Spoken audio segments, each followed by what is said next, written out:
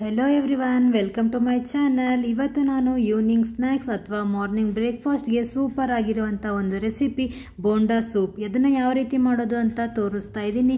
Hotel style bonda soup ಒಂದು secret ಇಂಗ್ರೀಡಿಯೆಂಟ್ನ ನಾನು ಹೇಳ್ತಾ ಇದ್ದೀನಿ. ಅದೇನಂತ ನೋಡಬೇಕು ಅಂದರೆ ಕಂಪ್ಲೀಟಾಗಿ ನನ್ನ ವಿಡಿಯೋನ ಸ್ಕಿಪ್ ಮಾಡದೆ ನೋಡಿ.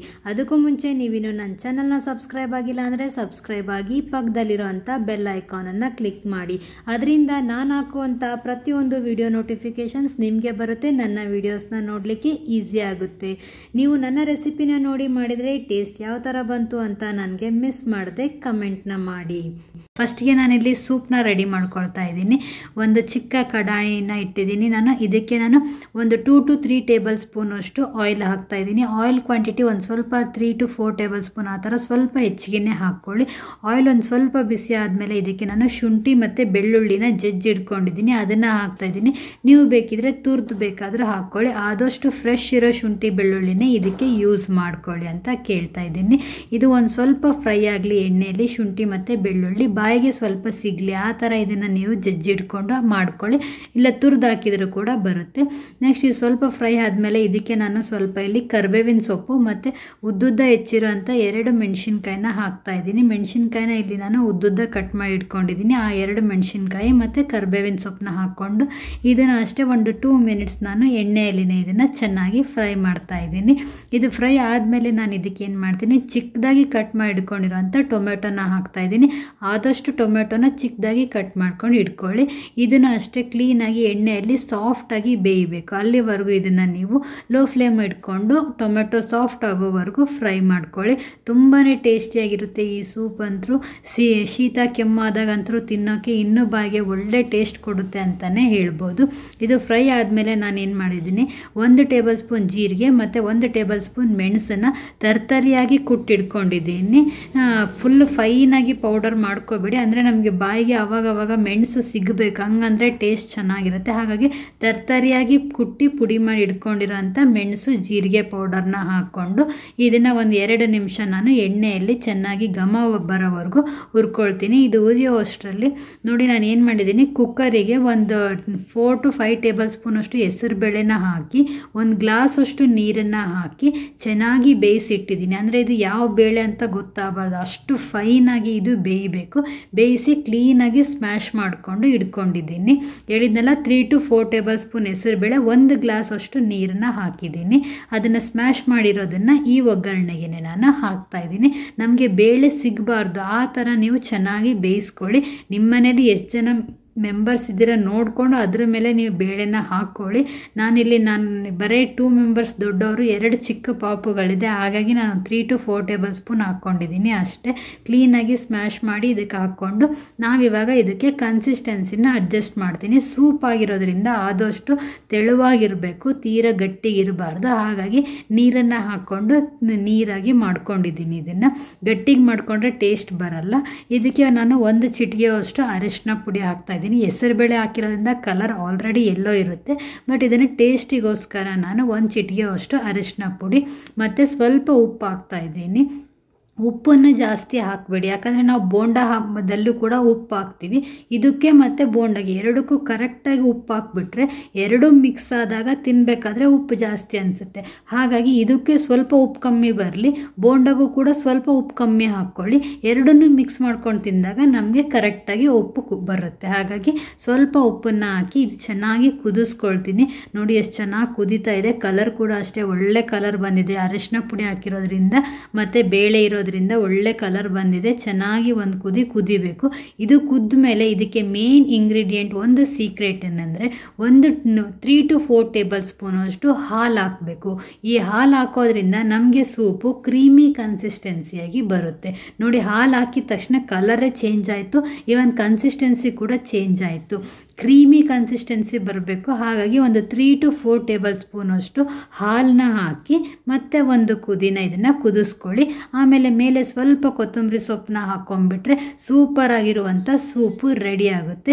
ಬಿಸಿ ಇರುವಾಗಲೇ ಈ ಬೋಂಡಾ ಸೂಪನ್ನ ತಿನ್ನಬೇಕು. ಹಾಗಾಗಿ ಇಮಿಡಿಯೇಟ್ ಪ್ರೊಸೆಸ್ಗಳನ್ನು ಮಾಡ್ಕೊಳ್ತಾ ಹೋಗಿ.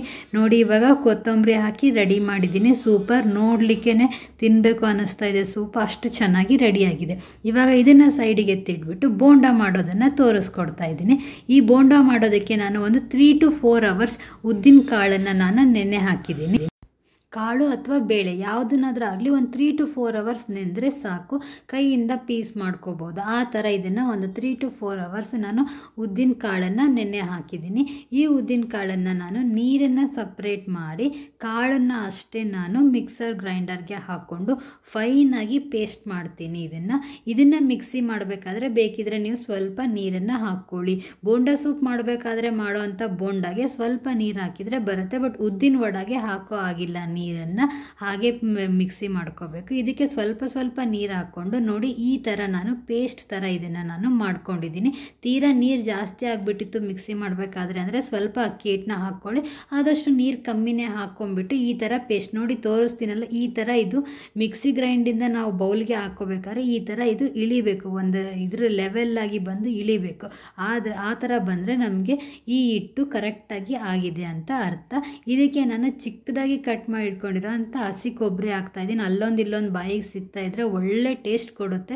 ಹಾಗಾಗಿ ಹಸಿ ಕೊಬ್ಬರಿ ಹೇಳಿದ್ನೆಲ್ಲ. ಉಪ್ಪು ಸ್ವಲ್ಪ ಹಾಕ್ಕೊಳ್ಳಿ, ಕಮ್ಮಿ ಆಗಬೇಕು ಉಪ್ಪು ಇದಕ್ಕೂ ಮತ್ತು ಸೂಪ್ಗೂ ಎರಡಕ್ಕೂ ಅಷ್ಟೇ. ಒಂದೊಂದು ಚಿಟಿಕೆ ಅಷ್ಟು ಉಪ್ಪು ಕಮ್ಮಿ ಆಗಬೇಕು, ಅಷ್ಟು ಉಪ್ಪು ಹಾಕ್ಕೊಂಡು ಸ್ವಲ್ಪ ಸೋಡಾ ಪುಡಿನ ಹಾಕ್ಕೊಂಡು ಚೆನ್ನಾಗಿ ಇದನ್ನು ಮಿಕ್ಸ್ ಮಾಡಬೇಕು. ಕೆಲವರು ಇದಕ್ಕೆ ಮೆಣಸನ್ನು ಕೂಡ ಹಾಕ್ತಾರೆ, ಬಟ್ ನಾನು ಹಾಕಿಲ್ಲ. ನಿಮಗೆ ಬೇಕಿದ್ರೆ ಮೆಣಸನ್ನು ಹಾಕ್ಕೊಳ್ಳಿ. ಹಾಕ್ಕೊಂಡ್ಬಿಟ್ಟು ಇದಕ್ಕೆ ಎಣ್ಣೆನ ಚೆನ್ನಾಗಿ ಕಾಯಿಸ್ಕೋಬೇಕಾಗತ್ತೆ. ನೋಡಿ ಚೆನ್ನಾಗಿ ಎಣ್ಣೆ ಕಾದಿದೆ. ಇದಕ್ಕೆ ನಾನು ದೊಡ್ಡದಾಗಿ ಒಂದೊಂದು ಬೋಂಡನ ಬಿಡ್ತೀನಿ.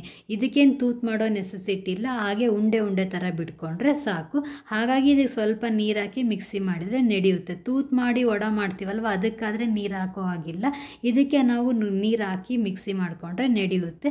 ಕಾದಿರೋ ಅಂಥ ಎಣ್ಣೆಗೆ ಒಂದೊಂದೇ ಬೋಂಡನ ಬಿಡಬೇಕು. ಇದೇನು ಅಂಟ್ಕೊಳೋದಿಲ್ಲ. ಆರಾಮಾಗಿ ಒಂದು ಚಿಕ್ಕ ಕಡಾಣಿ ಇದೆ ಅಂದರೆ ಒಂದು 7 ರಿಂದ 8 ಬೋಂಡನ ಹಾಕ್ಕೋಬೋದು. ನೋಡಿ ಒಳ್ಳೆ ಕಲರ್ ಬಂದಿದೆ. ಈ ಥರ ಒಂದೊಂದನ್ನೇ ತಿರುಗಿ ಹಾಕ್ಕೊಂಡು ಚೆನ್ನಾಗಿ ಬೋಂಡನ ಬೇಯಿಸ್ಕೋಬೇಕು. ಬೋಂಡ ಹಾಕಬೇಕಾದ್ರೆ ಎಣ್ಣೆ ಚೆನ್ನಾಗಿ ಕಾದಿರಲಿ. ಹಾಕಿದ ಮೇಲೆ ಲೋ ಫ್ಲೇಮಲ್ಲಿ ಇಟ್ಕೊಂಡು ಬೇಯಿಸ್ಕೊಳ್ಳಿ. ಇದರಿಂದ ಏನಾಗುತ್ತೆ, ಒಳಗಡೆ ಕೂಡ ಇಟ್ಟು ಚೆನ್ನಾಗಿ ಬೇಯುತ್ತೆ. ಒಂದೇ ಸಲ ಹೈ ಫ್ಲೇಮಲ್ಲಿ ಇಟ್ಕೊಂಡು ಹಂಗೆ ಬೇಯಿಸ್ಕೊತ ಹೋದರೆ ಮೇಲಿನ ಸೀದೋಗುತ್ತೆ, ಒಳಗಡೆ ಹಾಗೆ ಬರುತ್ತೆ. ಹಾಕಬೇಕಾದ್ರೆ ಎಣ್ಣೆ ಚೆನ್ನಾಗಿ ಕಾದಿರಬೇಕು. ಹಾಕಿದ ಮೇಲೆ ನೀವು ಲೋ ಫ್ಲೇಮ್ ಮಾಡಿಕೊಂಡು ತಿರುಗಿ ಹಾಕ್ಕೊಂಡು ಬೇಯಿಸ್ಕೊಳ್ಳಿ. ಇದರಿಂದ ಒಳಗಡೆ ಚೆನ್ನಾಗಿ ಬೇಯುತ್ತೆ. ನೋಡಿ ಬೋಂಡ ಒಳ್ಳೆ ಕಲರ್, ಗೋಲ್ಡನ್ ಕಲರ್ ಬಂದರೆ ಬಿಸ್ಕೆಟ್ ಕಲರ್ ಥರ ಬಂದಿದೆ. ಸೂಪರಾಗಿ ನಮಗೆ ಬೋಂಡ ರೆಡಿ ಆಗ್ತಾ ಇದೆ. ಈ ಚಳಿ ಅಥವಾ ಮಳೆಗೆ ಈವ್ನಿಂಗಿಗೆ ಬೆಸ್ಟ್ ಸ್ನ್ಯಾಕ್ಸ್ ಅಂತಲೇ ಹೇಳ್ಬೋದು.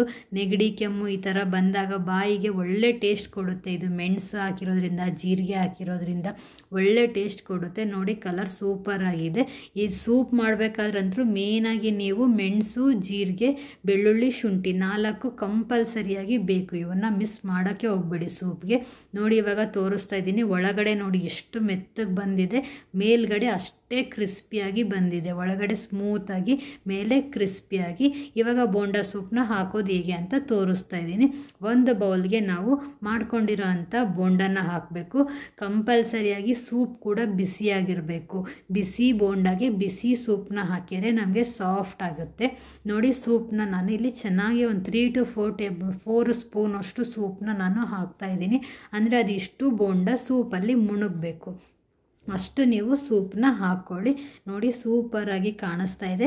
ಇದಕ್ಕೆ ನಾವು ಸ್ವಲ್ಪ ಮೇಲೆ ಗಾರ್ನಿಷಿಂಗಿಗೋಸ್ಕರ ಕೊತ್ತಂಬರಿ ಸೊಪ್ಪು, ಸ್ವಲ್ಪ ಹಸಿ ಕೊಬ್ಬರಿನ ಹಾಕ್ಕೊಂಡ್ಬಿಟ್ರೆ ಸೂಪರಾಗಿರುವಂಥ ಬೋಂಡ ಸೂಪ್ ರೆಡಿಯಾಗುತ್ತೆ.